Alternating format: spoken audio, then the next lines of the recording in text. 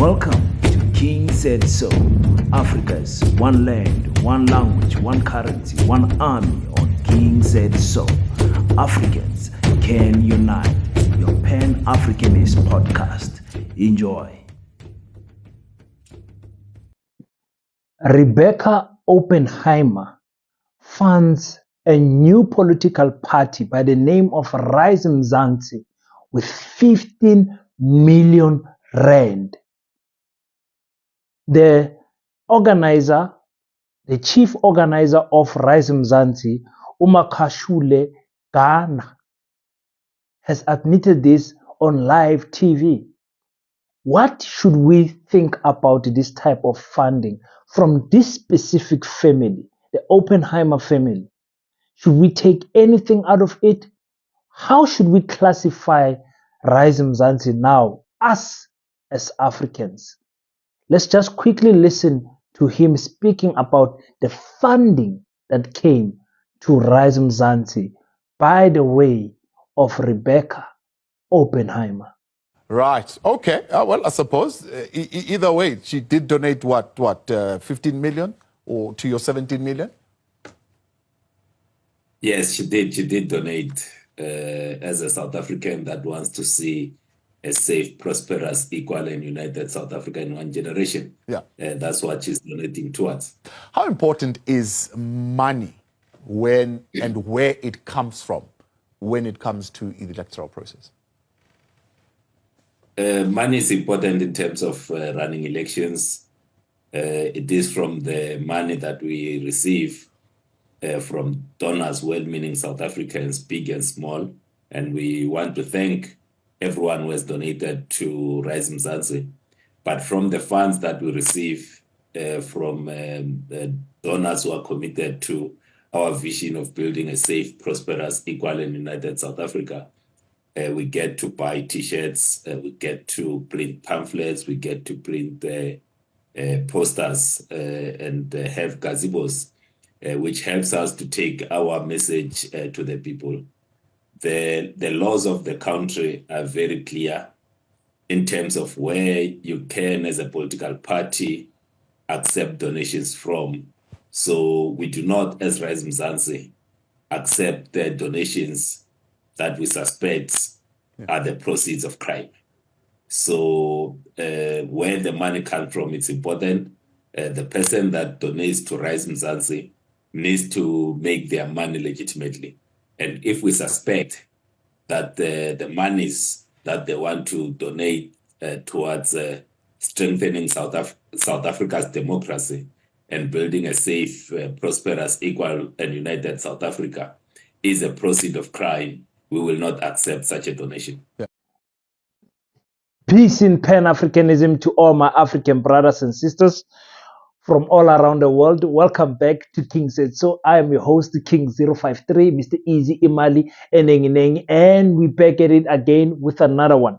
This time around, we're going to Rise Mzansi, where you guys have just heard that they got 15 million rand of funding. This is a political party that is not even a year old. I believe they were formed last year, April.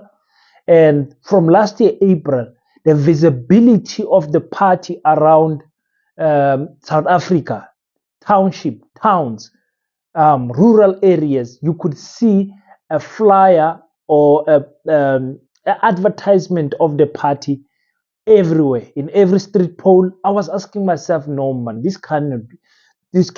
I remember speaking about this last year, before even Julius Malema. I said, listen, we need to question who's funding this party. He said it when did Julius say it? He said it, I think, he said it just before the manifesto. Last year already, I said, no, there's something that is not clicking. There's something that is not clicking. Rise Mzansi has got enough money. Some of us who are privileged to have been involved in advertising and all of the marketing, we know how much these flyers, placards, and everything, printing T-shirt cost. And I'm telling you, I was breaking it down for you guys for MK, that just a visit from from one province to another province is nothing shy close to 400,000 rand.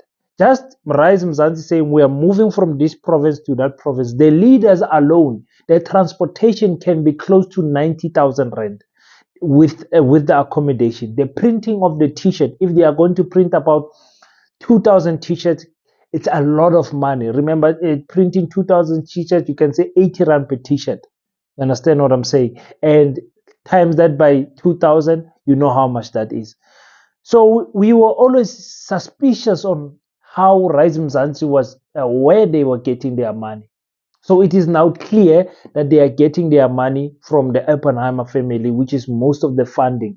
More than 90% of the funding comes from one person and from one family. It says a lot about the Rise Mzansi. Now, some of you have said, King, can you analyze this thing? Can you break it down for us? What do you think about Rise Mzansi getting funding from the Oppenheimers and everything? I look at the party, and it is not a party that I can criticize as a Pan-Africanist. Why? Because Rise Mzansi has never claimed that it's going to advocate for black rights.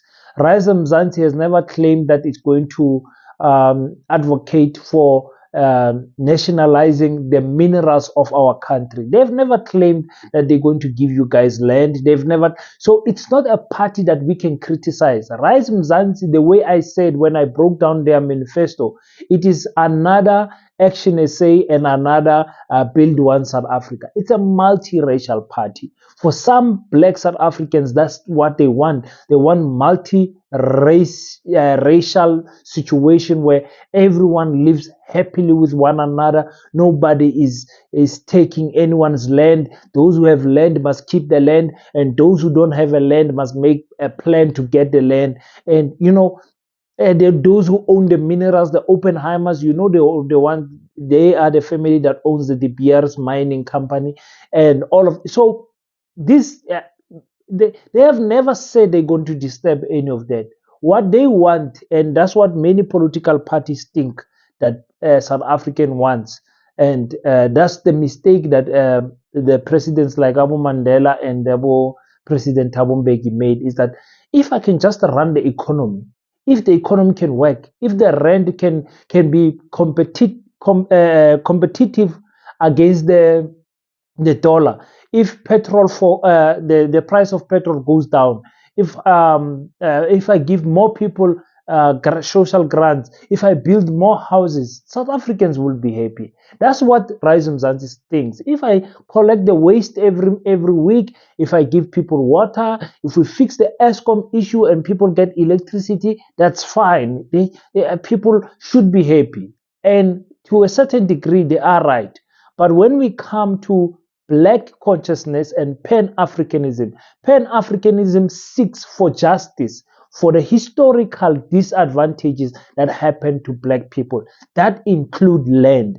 That include families like the Oppenheimers who have taken the minerals and benefited from the minerals. And by the way, they found many political parties, Action SA, the DA and all this, not only we are just surprised what attracted Rebecca Oppenheimer to fund Rise Mzansi. The leader, Usongezo Zibi, he's a dull man. Yes, he might be a good leader in principle, maybe running businesses or whatever. He's a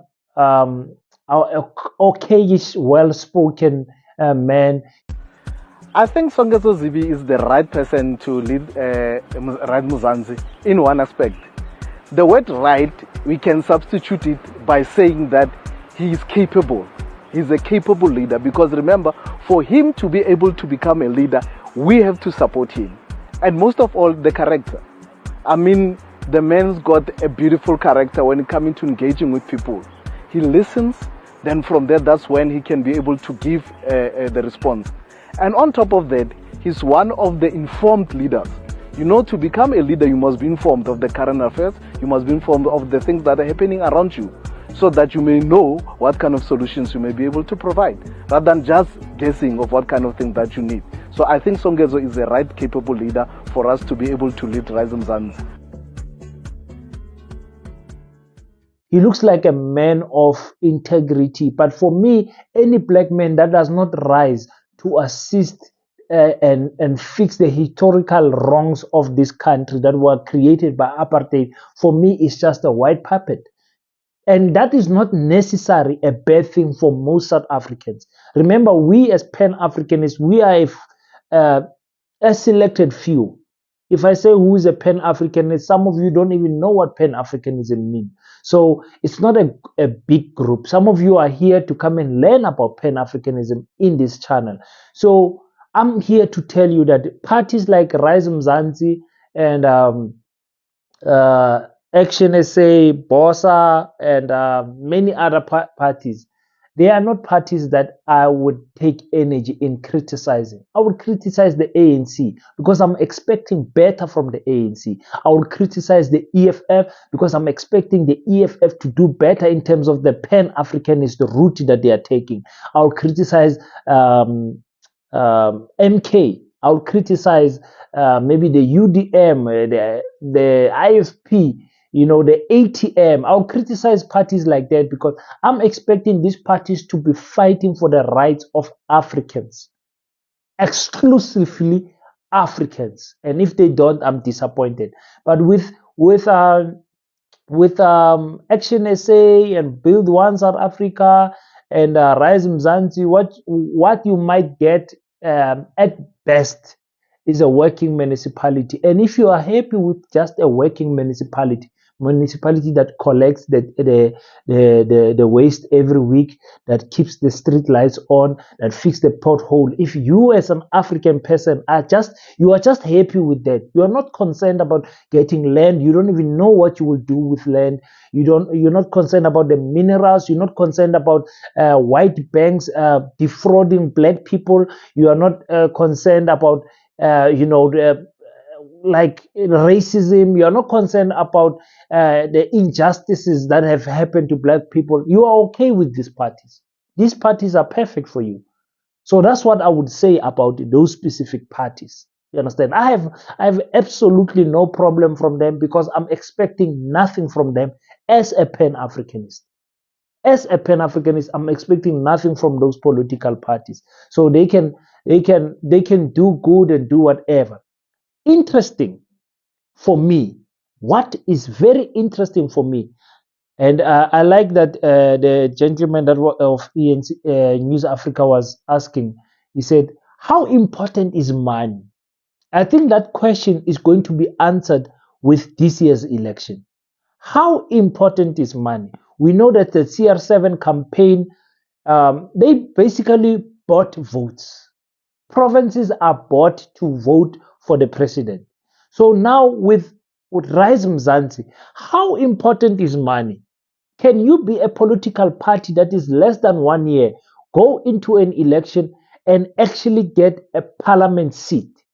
That answer will be answered for all of us to know that if I give a nobody, you guys can't name 5 people from Rise Mzansi. You can't name I can't name 5 people. I know their faces. I know that there's an Indian guy. There's a looks like a colored lady. There's a white lady there. There's Songezwa.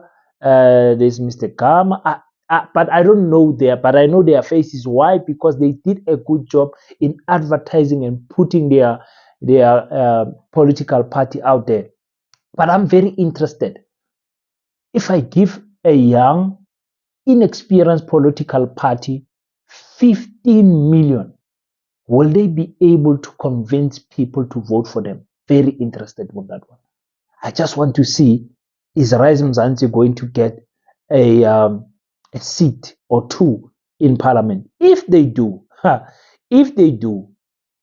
then you're going to see funding for small parties rising up in the next election, because now our colonizers will know the only way we can divide these Africans is if we fund these small parties, and the big parties must not get bigger votes. It's not like America where you have 2 parties, 2 options. Here we've got millions of options, 200 and something to be exact, that you can vote for. So if they succeed with this Rise Mzansi. If Rise Mzansi, and remember the Action SA was also one of those parties that was heavily funded and they did well. So with Rise Mzansi, under a year, I mean they are not a year. Maybe when we vote, if we vote in May, there will be 1 year, 1 month, and they get a seat, 1, 2 seats. I don't think they'll get 3 or 4, 1 or 2 seats. I'm telling you, the next time we're going to see many small parties rising again and funding going to those parties. And that is how the division of black people will continue. It will continue like this. It will definitely continue. But I just wanted to know what you think on the comment section. If I have to give you guys some good news, I went to the regional office of the Department of Education here in Kimberley, in the Northern Cape, and I found help. Do you understand what I'm saying?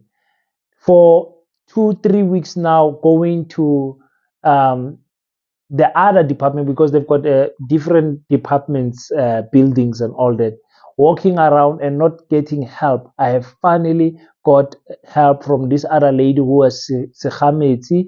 Sekhametsi gave me the numbers of a lady called Nono Gumete. She's actually 60 years old, but by God's grace, she's still strong, still young, and she says she's going to push till 65.